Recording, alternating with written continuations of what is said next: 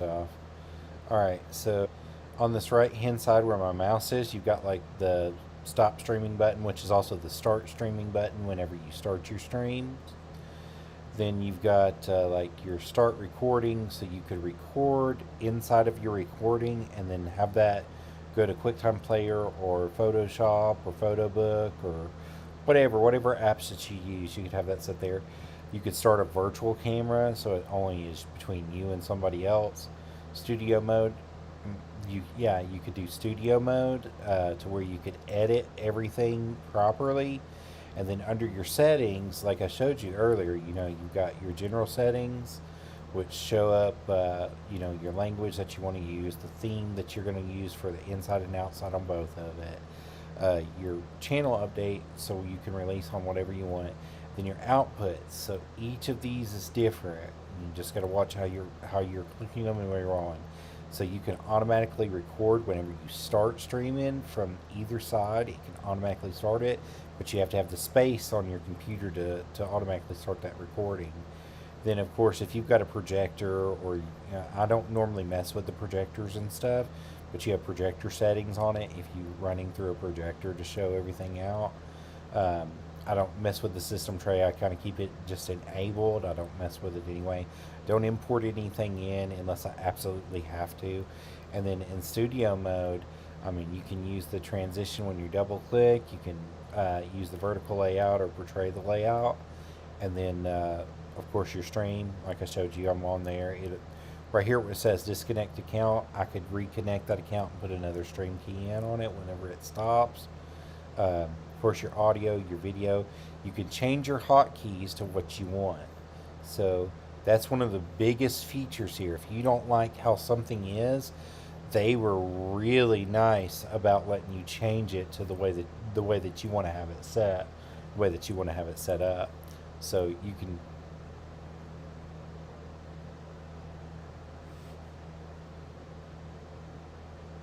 That's correct. You sure can. So you can pause your recording and pause your stream right there, and you can. It'll show you, like how you want to transition into your buttons. Everything is right here for you in this mode. So accessibilities will change your colors and your borders and your source borders and your mixer volume and all that good stuff. I don't mess with any of that. And then I normally don't mess with any of the advanced stuff. I just kind of leave it and let it play out. Um, Unsave changes. I want to save the changes. No, I do not. But what I was telling you about your screen transition, like right here where it says fade to color or whatever, that's the transition I've got in between each scene. So if I move, it moved over in color and it moved back. If I change it, click that button there and change it. Oh, let me go back over here so you can see. If I click this button here and change it to like Luna Wipe and then I change, it changes how you change transitions inside the scene. So you can move yourself through each side. Then we'll do like swipe, swipes me out. You know what I mean? So you have different ways to add different things, whatever you want to look at.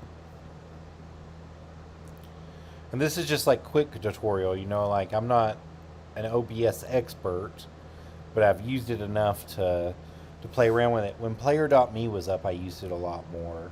I had like a little gaming news thing that I was going on Player.me, and I would get on once a week and try to give an update about the stuff that was going on directly with Xbox or PlayStation or Nintendo or whoever. I worked at Toys R Us for a long time, and I was over the R Zone, which is their version of electronics, and so there's always products coming in and out. But the biggest thing was gaming. Gaming always changed constantly at Toys R Us, so I would update people on what was going on, and that's actually how I got into Player.me. I was talking with somebody one night about, what can we do to keep things up, and Player.me was the place to do it at that time. It's kind of like MySpace or Facebook, the way that it was set up. You had like a little ticker at the top that you could put in whatever you were wanting to talk about, and then they give you a section to go live or do whatever. But it kept up with all your games. It kept up with all the sites that you were a part of. So you could tell it if you were a part of Twitter, Tumblr, Discord, whatever you were on, it kept it all right there. So when somebody found you and found your page, they're like, well, I want to follow this guy, but I don't know where to go. All they had to do is click on whatever icons you had up and link to their account, and it would automatically link it over. So they were really good about that crap, bro. So, yeah.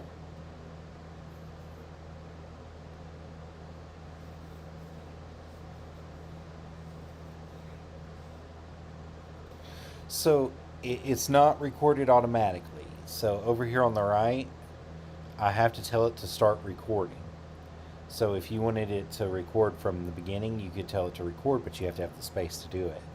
Most of the time, what I do is I just stream and stream it on as a live, and then just leave it as a live, like what I'm doing right now. Is just go ahead and stream and get it on there, and then I can edit it later or take it down from YouTube or take it down from Twitch or Twitter, as long as I've got it up. Um, Twitch has kind of gotten bad about deleting stuff. Like they'll leave your lives up for maybe a week or two, and then they take them down because they're constantly trying to keep up with space with content creators.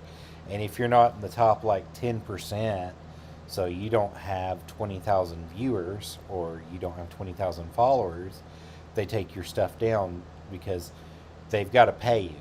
You know, if you get that many followers, they have to pay you because you become a monetized channel at that point in time. Or you can opt in to be a monetized channel at that point in time. I'm sorry, I didn't mean to do that. Just move that over.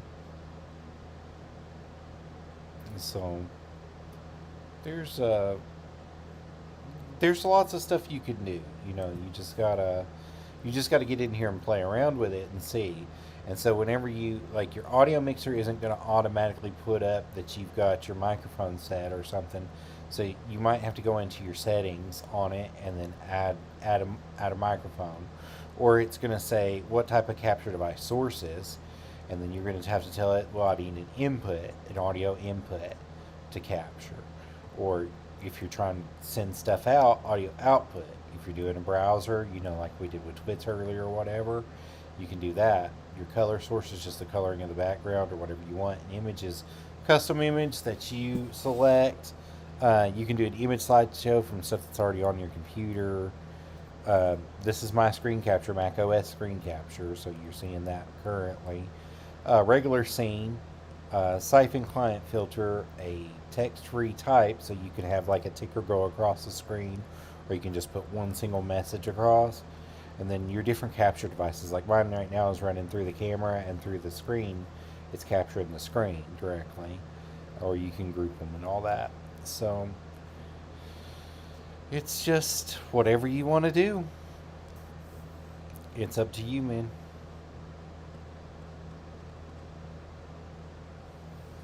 Yeah, dude, I play a lot of Call of Duty stuff. I don't have any of the. See, I don't have any of the new Modern Warfare stuff, either one. I didn't buy one or two. I've got Vanguard in behind right now. So, but, go ahead.